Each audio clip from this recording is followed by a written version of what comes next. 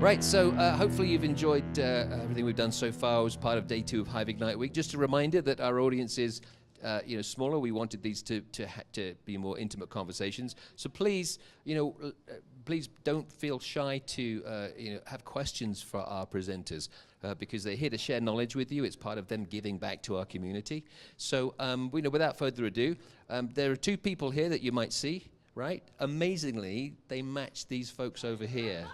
This is incredible, right? Except, yeah. So anyway, without further ado, please meet Alex and Matt from Octothorpe, and they're going to talk to us about their VR experience, The Irregular. Oh, yeah. Take it away. Thank you. Thank you. I need to get into a position that I'm not causing reverb. I learned that from your talk just a moment ago. Yeah, perfect. Where are we at? We're good, Al. Don't worry about it. Okay, so as John mentioned, I'm Alex. This is Matt. And we, along with kind of 2 other core team members, we founded a local studio, indie game development studio, Octothorpe, a few years ago. Matt and I have both been working in the game space for a better part of 10 years, you kind of longer even.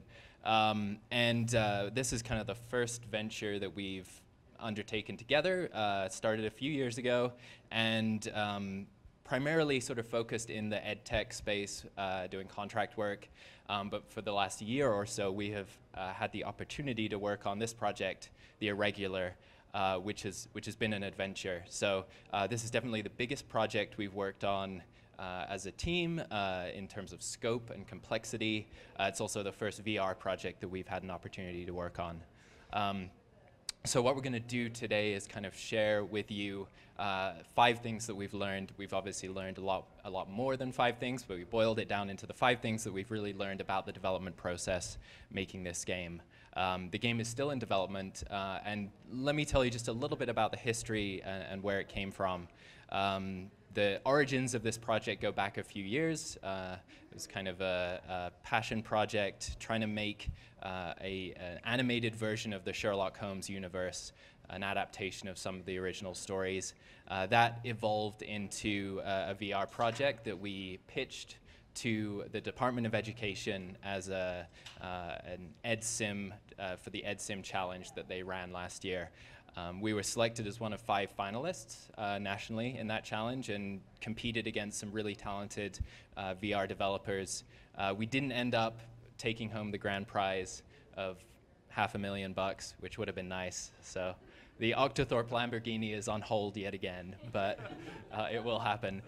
But we dove into an educational version of this game that really kind of explored a lot of how VR can teach through simulation and through interactive ways, and it informed the development of this game quite a bit. So the things that the place we're at today is definitely a product of those explorations into kind of that educational space.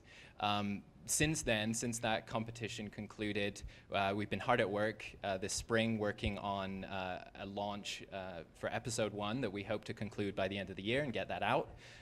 It's going to be a VR title that will hopefully hit Steam, Oculus, and PlayStation. We're going for everything with this game, keeping our options open right now. But we're still very much in the middle of development, learning new things every day and trying new things every day. And so what you're seeing here is kind of a snapshot of where we're at, and also, we'll tease a little bit of where we're going with it. So do you want to play the trailer? We've got a short trailer for you guys. Dear Mr. Holmes, yesterday I witnessed events I do not think I should have. I fear the family I care for is in enormous danger. 1 or more people will be murdered tomorrow evening. I am certain whomever is responsible will walk free if they are allowed, and I will be held accountable.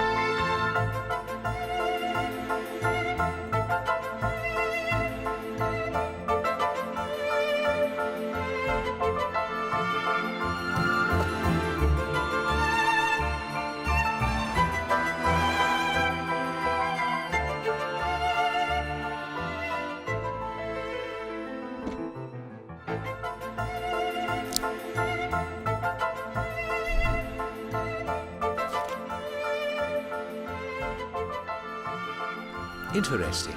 That is an extraordinarily odd detail.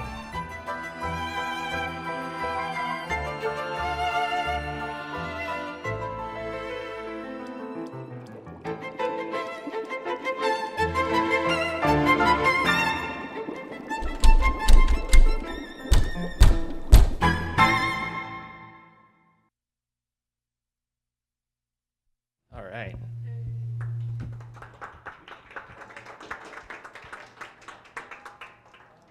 Cool. I'll back us up to the first for a second so you can wrap on that. So as you guys can kind of see from that, the vision for the game is a highly interactive VR experience set in Sherlock Holmes universe in London, and challenging the player to kind of solve mysteries, explore the environment, investigate, and while you're not Sherlock Holmes in the game, we want players to end up feeling like they are kind of a world-class detective. So we've set ourselves a pretty high bar to hit. Obviously, we're focusing a lot on this kind of visual fidelity of the environment, making it look as good as possible, but also as interactive and kind of reactive as possible. So what we're going to talk about today is the lessons we've kind of learned in how to give players the best possible experience, bringing them, immersing them in the environment, both in visual techniques, but also design and gameplay kind of functionality as well. So I'm going to hand it over to Matt, and he's going to take you through the first three. All right, sweet. Hi, everybody. I'm Matt. Nice to meet you. I know a few of you already. I know you. Hi, Gordon. So I'm gonna skip through. First of all, who here works in VR or has worked in VR? A lot of people. A lot of hands have gone up. So these learnings, I mean, they kind of are specifically going to highlight primary differences in working in VR that we've experienced, having been in kind of other games media for a long time, right? So we've done PC titles, we worked on mobile titles, we've worked on console titles. VR is a crazy different beast for a lot of reasons. One of the very first realizations that we kind of needed to get our head around is something that we kind of refer to as the body problem. And the body problem is a really kind of subtle psychological shift that happens in VR, because when players normally engage with a game system, what they will have a tendency to do at an instinctual level is know that they're trying to understand a new form of input and map their understanding of the system through that new form of input. And intuitively they feel like, okay, there's an input here that I need to configure my brain to interact with what's in front of me. In the VR space, you're trying to replicate putting a person's actual head in hands in a real environment, right? What that does is it eliminates for the player the perception or understanding that somehow there's an arbitrary input between them and the space anymore. So that seems a little intuitive on a few fronts, but it's not intuitive on other fronts. For instance, our control schemes have been extraordinarily difficult on several fronts to communicate, because there's an automatic assumption that if anyone touches anything in the environment, it's automatically going to behave like it does in real life, including in how they interact with it. So a great example, we have been developing for Oculus Touch. We have hand controllers, and to pick up objects, and this is kind of common practice in VR now, you just grab the grip button that's right under your third finger. We also have a pair of forceps that players need to use in this chemistry test you just saw. So they need to use the forceps to handle like a little ceramic disc and measure zinc. We just ran a play test with those forceps where our current control scheme is you grab them with the grip button, you use the trigger button to squeeze them, and the trigger button's nice because it's got pressure sensitivity, so you can map a squeezing angle to it. Many of our playtesters would pick up those forceps and then immediately drop them because they thought opening forceps should work exactly how they work in real life, which is you open your hand to open the forceps, which equals dropping the controller on the floor, right? So, and that kind of, that intuitiveness comes across in a lot more visceral way for people. Like, they don't stop and think, oh, I've got a mouse in front of me, maybe I should like figure out how this mouse works and how it interacts with what I see on the screen. They're just trying to use their body like they would in any other space. So what that does is it creates whole new realms of needing to understand and meet people's expectations of what they're going to do in this particular virtual arena. We can't teach them new input anymore. Instead, we have to adopt our creation process to the inputs that they intuitively understand, which is just a small nightmare. The other thing is, with the body problem, is that you can't, in typical game dev, you can control a player's input with high fidelity, right? You can say, okay, well, we're going to just lock you on this screen until you press one of these 3 buttons, right? And the game will not respond to you in any other way. You're on the main menu, you have new game, you have quit game, etc. In VR, practically speaking, the one thing you can never ever do is actually lock a player's input. The second you like lock their head in place or you lock their hands in place, you break the immersion, they scream and cry and then throw their Oculus out the window and burn that building down, right? So you can't ever lock their vision, you can't ever lock their hands. Because of that, their focus is naturally going to be all over the place all the time, which exacerbates this problem because you're trying to teach them new systems that are complicated, but in trying to put them in the space and give them the virtuality of a body, you're essentially saying, okay, well, you don't have to pay attention to anything that we're actually trying to tell you because you have freedom of control to do whatever you want at any point, right? So that brings us to kind of our next point, which is getting the point across. VR tutorials are hard. They're way, way harder than in any other game media. And a lot of that, I mean, first of all, just kind of building on that first point, their attention can go anywhere at any moment. You can like put critical information on a giant 9-foot by 9-foot wall in front of them, painted in like foot-high letters, and I guarantee you they'll be paying attention to like some small detail way off to the left. So because of that, you need to be far better at building your vocabulary of how to draw people's attention in more natural ways rather than just using kind of the standard like stop and go systems that we've developed for other game media, right? Like if you download a new mobile game, it will instantly say, okay, press this button, and it'll have a flashing arrow at it and won't let you move or do anything until you press that button. In VR, they can look away from that arrow and then never ever see it again because something else catches their attention in the scene. So one thing that we've had to play back and forth with is like, do you present tutorial information diegetically in an interesting way? So you place it in scene as a set of instructions that they naturally find and feel like they've discovered something as part of. For non-diegetic tutorials, we've tried like tutorial cards that come up. We've found that the actual placement and timing of the card is highly critical. So we've had many user tests where we have absolutely crucial information and a critical gameplay step that they need to understand placed right in front of their face, and they won't see it for 5 minutes and then ask us what they were supposed to do the entire time. So, and oddly enough, so this particular picture is from an old UI we had where we placed kind of like the question that they were trying to address in this particular prototype up top, as well as some contextual information about the clues that they could access at any time.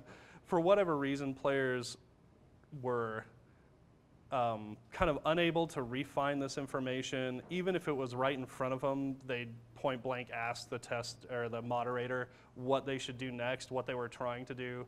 VR, I guess bringing us to our next point, is an incredibly distracting environment. So not only can they look anywhere, if they're not already highly acclimated to VR, they are going to look everywhere but where you want them to. And you can just absolutely just plan on that. They will not look in any direction that you ever intend them to ever. So brand new kind of set of problems in terms of relaying information. Giving tutorials in VR is kind of more akin to being like a flight attendant giving the safety talk, right? I mean, they're saying, hey, pay attention to this seatbelt thing, it could save your life, and you're like messing with the back of the TV. That's very much like kind of the VR tutorial experience. So if you're gonna craft tutorials in VR, and a lot of this is really kind of contextually important, you need to be able to kind of play the part of magician and be able to direct people's attention in really organic ways, because the old kind of like just lock and stop until they understand something and demonstrate understanding doesn't apply in this particular environment. And then that brings us to, whoa, slow it on down, our third point, and this is the most critical of all.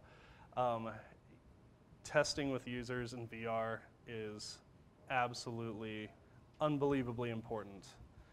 If you're not testing on just an insane basis, then you're missing really, really important usability, understanding, and kind of, I would say, just general sensitivity issues. So unlike in other games media, in VR, you can far less trust that your experience is going to mirror somebody else's.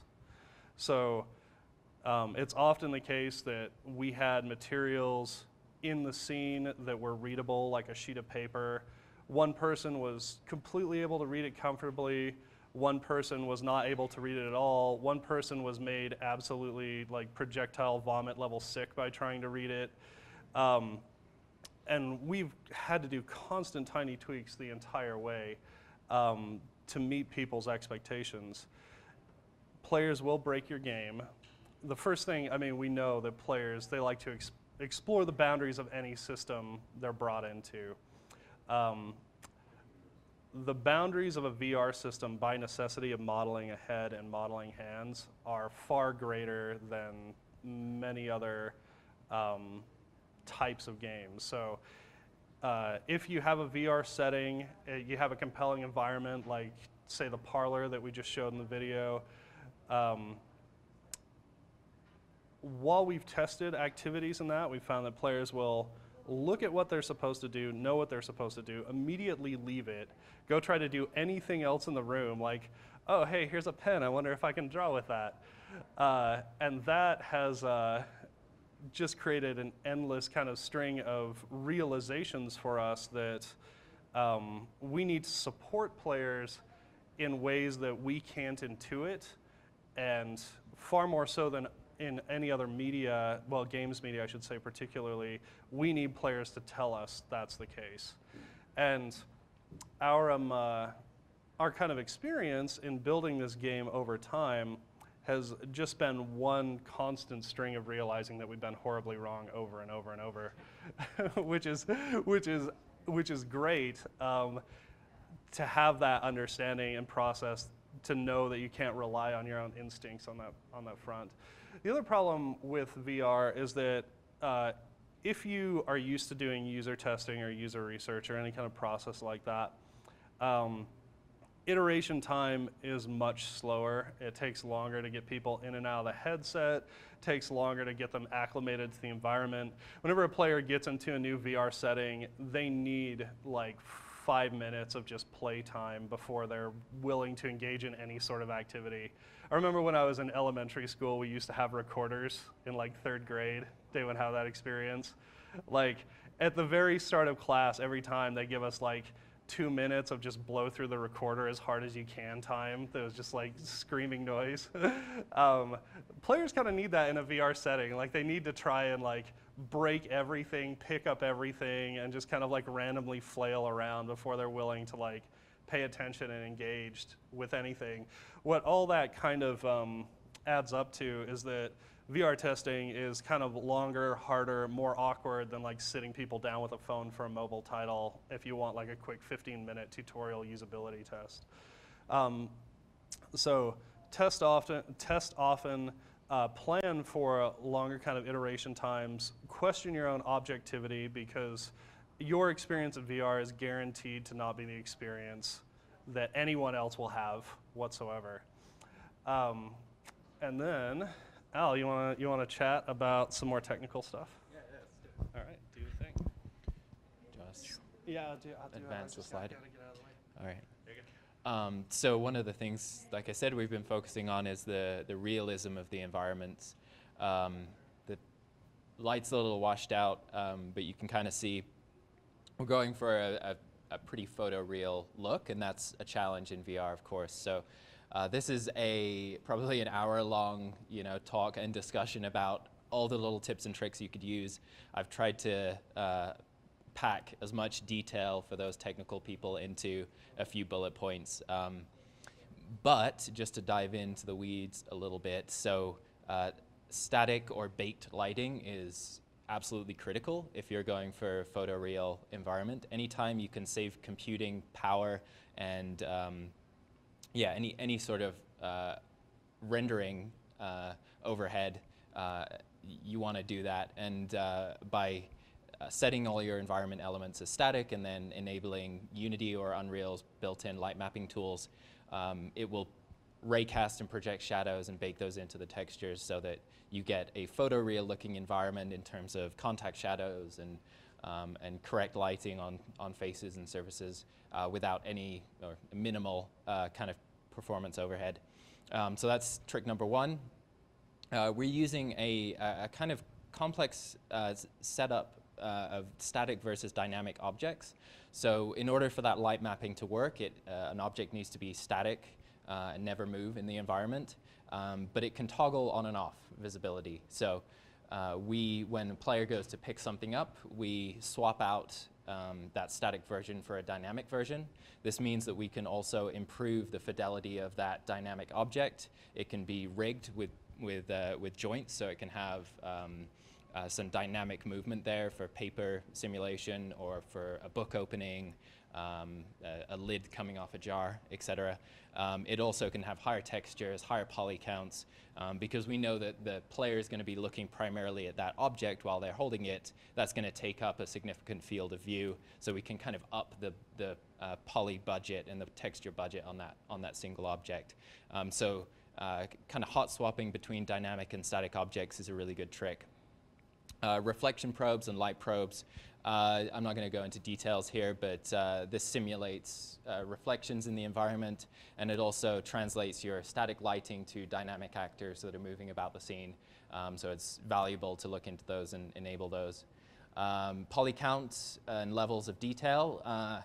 If you've kind of worked in VR, there's a lot of thinking about minimizing your poly count. We've been it's kind of broken our expectation a little bit. Our scenes are upwards of 1 million polys, and performance hasn't been a huge problem. What you do want to focus on is static batching, reducing your draw calls through textures and atlasing textures, and then where you can, using level of detail so that an object has maybe 2 or 3 different versions at different resolutions, 3D resolutions that will swap, and Unity has a brilliant sort of built-in system to handle those if you just use their naming conventions when you're constructing the models.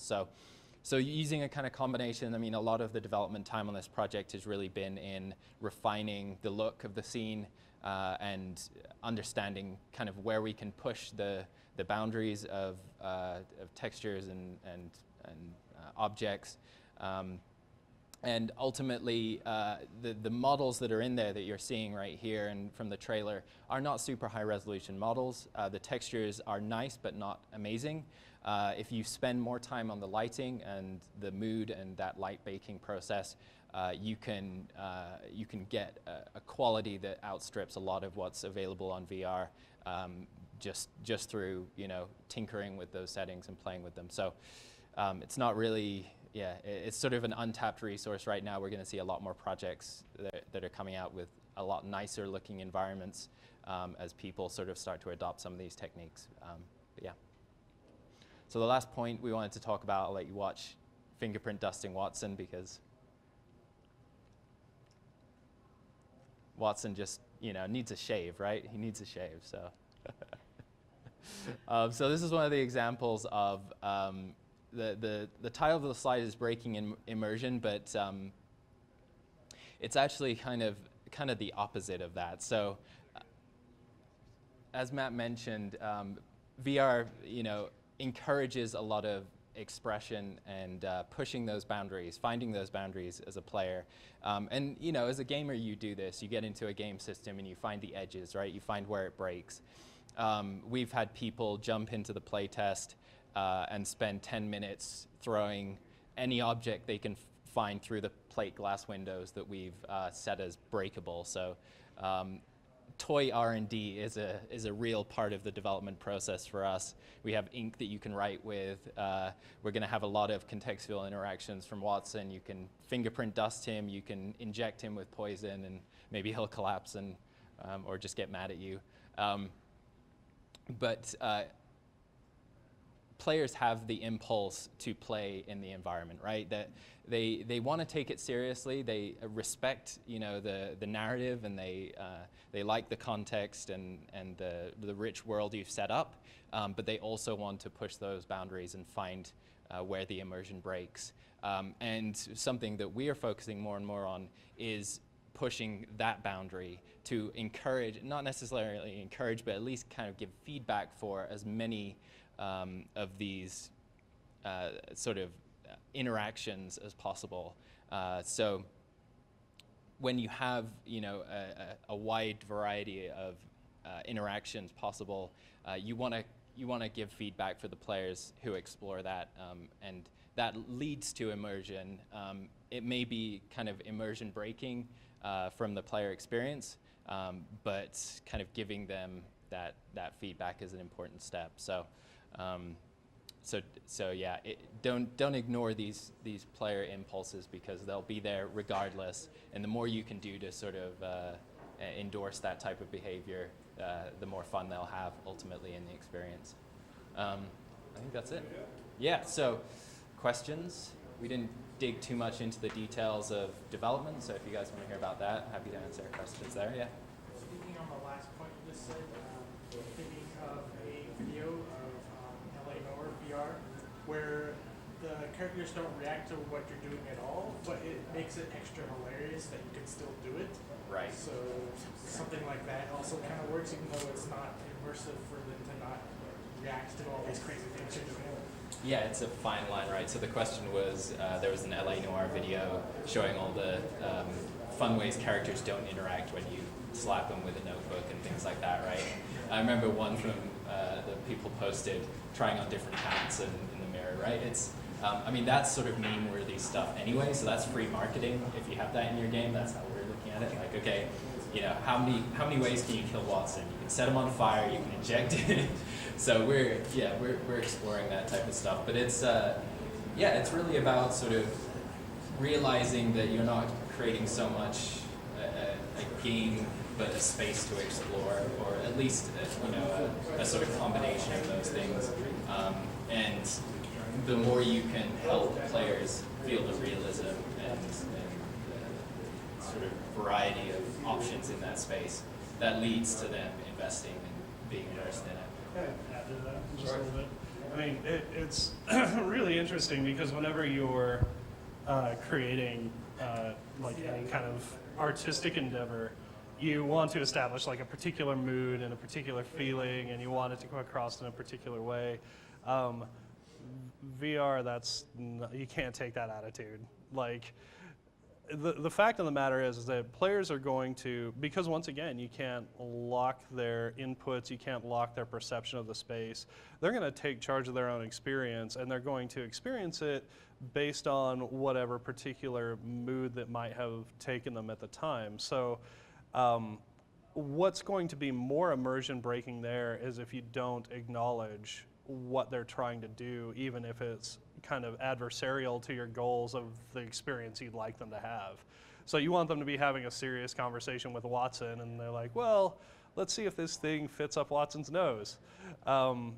If you don't acknowledge that they've done that, then you effectively destroyed suspension of disbelief.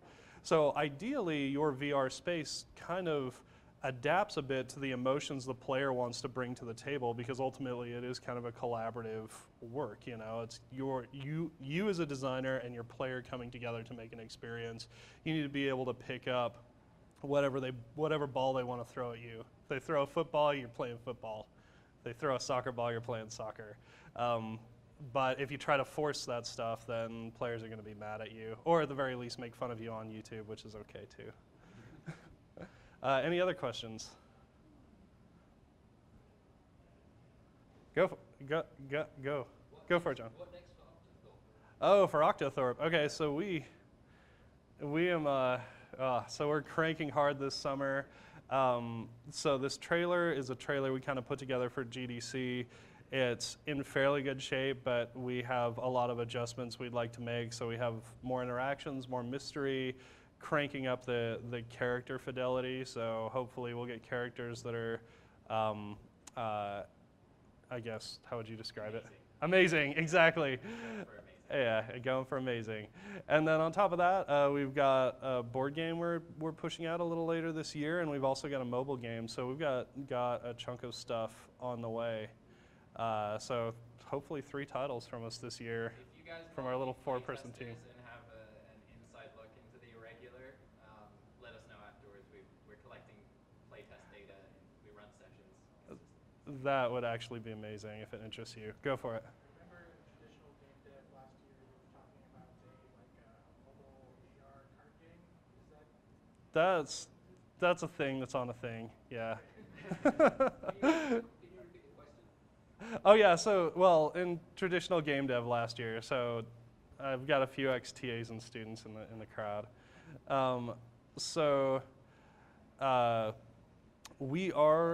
That is a project that we're doing. We're gonna release like a tabletop version of it first and then look at digital maybe next year, but that is on the docket. Maybe I should say, it's all right. If you remember that original slide deck, we're kind of stoked because we're quite potentially working with those original artists on this new piece. So yeah, it should be really cool. It's on the way. Go for it. Yeah, you mentioned it in the tutorial section. Hey, hang on a sec, there you go. I'll wait. Sure. You mentioned it a little bit in the tutorial section, but can you speak to interface design? So with traditional, it's very just like flat 2D.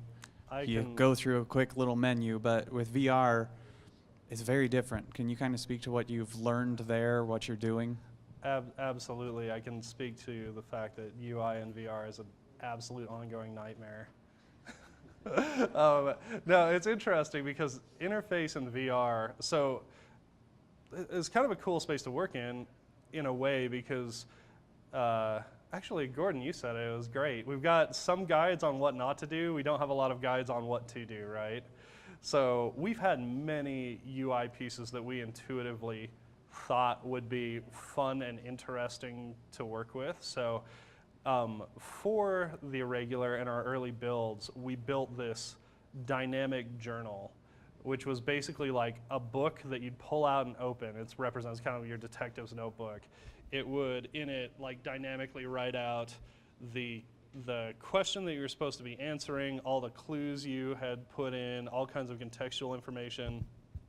And then with your right hand, you'd kind of dynamically get like a laser pointer off the top of your finger that you could point into the book and like select options. So that would also be your settings menu and all the rest. Trash, it was crap. Universally hated.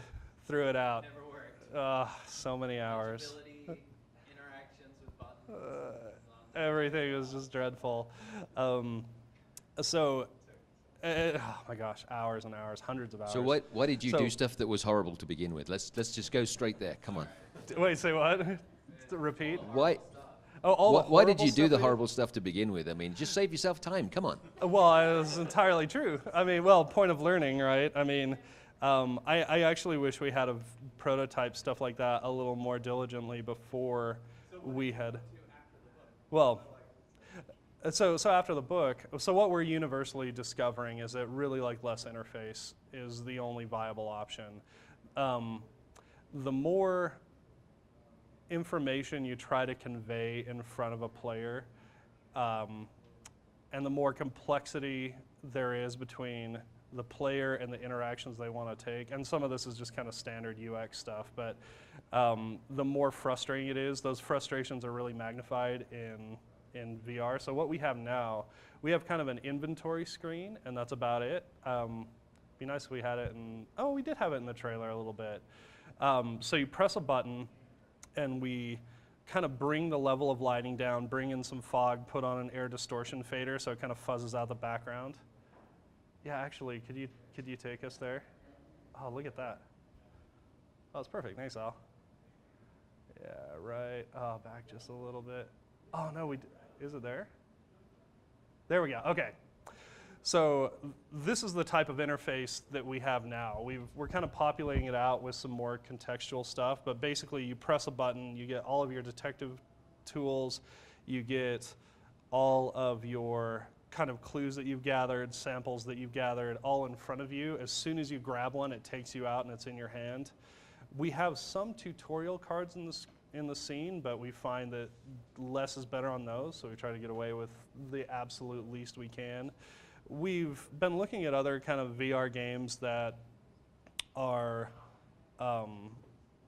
in our space that use kind of more complex inventory systems. So you might have seen like Contagion VR, where they have like a backpack that you pull off your back and like open up. Our findings have kind of been the opposite way, which is, once again, I think standard UX learning. Oh, I see. Oh, I see. The question is, when did that card come up? Did it come up 4 minutes ago or 1 minute ago? Okay, sweet. Thanks, John. Okay, sweet. We've found that, especially for us, we want to have quick access to everything. We just strip it out. We don't want any UI between the player and what they want to do. We had a lot of fun building UIs, and then we had a lot of fun destroying them and losing hours. I know that doesn't necessarily help, but less is better. Any other questions that can be answered in 3.5 minutes? Go for it, Joe. When is this, I'll just yell. When is this scheduled to release? When is it scheduled to release? So the Irregular is scheduled to release this Christmas. That's what we're really pushing for. So there are a few unknowns between here and there. We feel really confident we can do a PC release. PSVR is what we really want to hit, and that's got some very technical, crazy art implications in terms of everything that Al just talked about. So if I'm following you correctly, it sounds like the learnings here have led you to, particularly with user interface, that you have to make it as intuitive as possible and as few barriers that you wouldn't get in the real world between the player and the experience. I think that's right on point.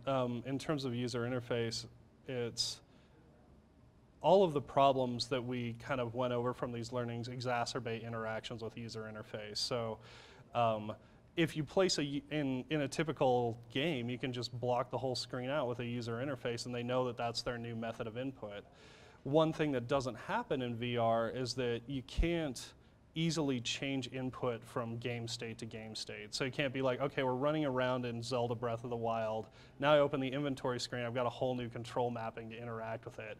You've got to have same buttons, same hands, same head or viewpoint throughout the entire experience, which really limits your capability to build complex interfaces because, once again, with the body problem, players don't register that there might be a change in interaction state based on a change of kind of game state UI. So, yeah, absolutely. The other problem too is that you have the players obviously can't see their hands. They can't see the X button displayed on the screen and look down and see on the controller where that is. So the obvious solution is to pop in a 3D model of your controller, and that totally,